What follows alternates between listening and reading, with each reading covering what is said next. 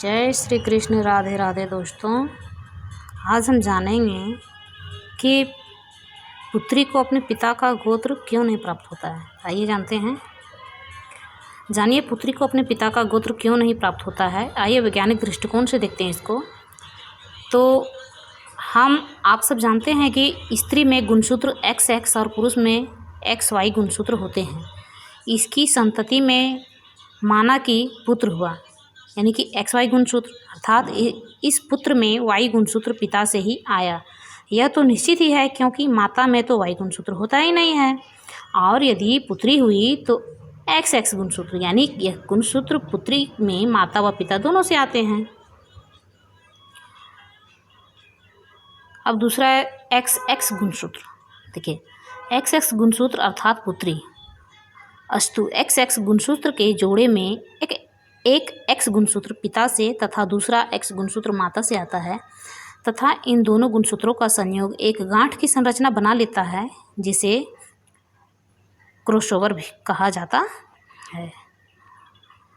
ये हो गई पहली बात। अब दूसरी बात है XY गुणसूत्र। XY गुणसूत्र अर्थात पुत्र, यानी पुत्र में Y गुणसूत्र केवल पिता से ही आना संभव है क्योंकि माता में Y गुणसूत्र है ही नहीं और दोनों गुणसूत्र असमान होने के कारण पूर्व क्रॉसओवर नहीं होता, केवल 5% तक ही होता है और 95% Y गुणसूत्र ज्यों का त्यों ही रहता है। तो महत्वपूर्ण Y गुणसूत्र हुआ क्योंकि Y गुणसूत्र के विषय में हमें निश्चित है कि यह पुत्र में केवल पिता से ही आता है। बस इसी Y गुणसूत्र का पता लगाना ही गोत्र प्रणाली का एकमात्र उद्देश्य है, जो हजारों लाखों वर्ष पूर्व हमारे ऋषियों ने जान लिया था। वैदिक गोत्र प्रणाली और Y गुणसूत्र। वैदिक गोत्र का प्रणाली किस तरह से चलते आया है Y गुणसूत्र का, उसके बारे में जानेंगे। देखिए अब तक हम यह समझ चुके हैं कि वैदिक गोत्र प्रणाली Y गुणसूत्र पर आधारित है अथवा Y गुणसूत्र को ट्रेस करने का एक माध्यम है। उदाहरण के लिए यदि किसी व्यक्ति का गोत्र कश्यप है तो उस व्यक्ति में विद्यमान Y गुणसूत्र कश्यप ऋषि से आया है या कश्यप ऋषि उस Y गुणसूत्र के मूल हैं। चूँकि Y गुणसूत्र स्त्रियों में नहीं होता, यही कारण है कि विवाह के पश्चात स्त्रियों को उसके पति के गोत्र से जोड़ दिया जाता है।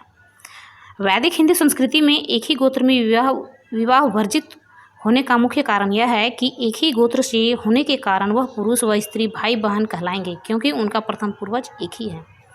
परंतु ये थोड़ी अजीब बात नहीं कि जिन स्त्री व पुरुष ने एक दूसरे को कभी देखा तक नहीं और दोनों अलग अलग देशों में परंतु एक ही गोत्र में जन्मे तो वे भाई बहन हो गए। इसका मुख्य कारण एक ही गोत्र होने के कारण गुणसूत्रों में समानता का भी।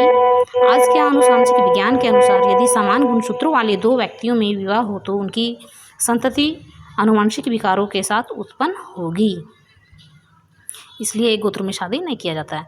ऐसे दंपतियों की संतान में एक सी विचारधारा, पसंद, व्यवहार आदि में कोई नयापन नहीं होता। ऐसे बच्चों में रचनात्मकता का अभाव होता है।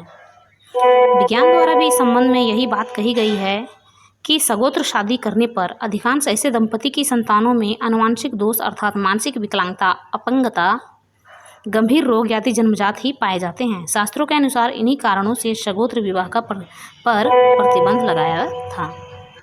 इस गोत्र का संवहन यानी उत्तराधिकारी पुत्री को एक पिता प्रेषित न करे, इसलिए विवाह से पहले कन्यादान कराया जाता है और गोत्र मुक्त कन्या का पानी ग्रहण कर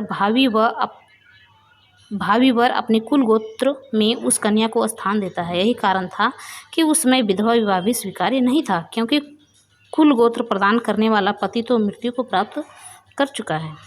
इसलिए कुंडली मिलान के समय वैधव्य पर खास ध्यान दिया जाता और मांगलिक कन्या होने पर ज़्यादा सावधानी बरती जाती है। आत्मज या आत्मजा का संधि विच्छेद तो कीजिए, देखते हैं क्या होता है। आत्म धन जा अथवा आत्म धन जा। आत्म का अर्थ है मैं, जा या जा का अर्थ हुआ जन्मा या जन्मी, यानी मैं ही जन्मा या जन्मी हूँ। यदि पुत्र है तो 95% पिता और 5% माता का सम्मिलन है। यदि पुत्री है तो 50% पिता और 50% माता का सम्मिलन है। फिर यदि पुत्री की पुत्री हुई तो वह DNA 50% का 50% रह जाएगा। फिर यदि उसकी भी पुत्री हुई तो उस 25% का 50% DNA रह जाएगा।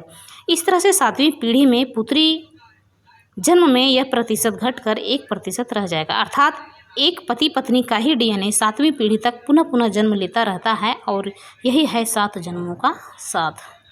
लेकिन जब पुत्र होता है तो पुत्र का गुणसूत्र पिता के गुणसूत्रों का 95% गुणों को आनुवांशिक सिक्की में ग्रहण करता है और माता का 5%, जो कि किन्हीं परिस्थितियों में 1% से कम भी हो सकता है, डीएनए ग्रहण करता है और यही क्रम अनवरत चलता रहता है, जिस कारण पति और पत्नी के गुणों युक्त डीएनए बारंबार जन्म लेते रहते हैं, अर्थात यह जन्म जन्मांतर का साथ हो जाता है।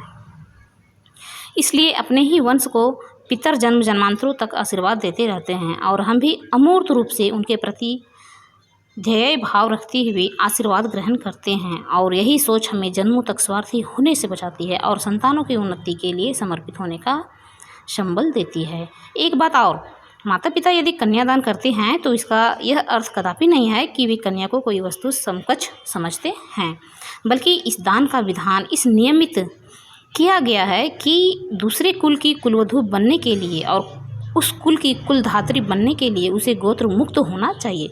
डीएनए मुक्त तो हो ही नहीं सकती, क्योंकि भौतिक शरीर में वे डीएनए रहेंगे ही, इसलिए मायका अर्थात माता का रिश्ता बना रहता है।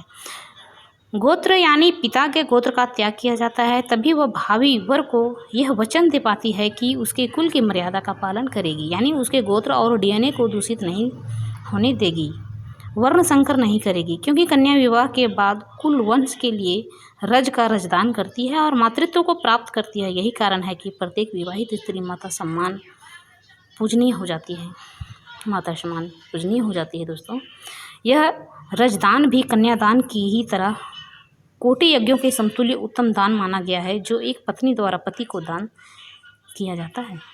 भारतीय संस्कृति और सभ्यता के अलावा यह संस्कारगत शुचिता किसी अन्य सभ्यता में दृश्य नहीं है। ऐसे हैं हमारे हिंदू संस्कृति। तो ये जानकारी कैसी लगे दोस्तों? अगर अच्छी लगे तो वीडियो को लाइक करें, सब्सक्राइब करें और ऐसे ही ज्ञान की बातें जानने के लिए हमसे जुड़े रहें। बहुत बहुत धन्यवाद।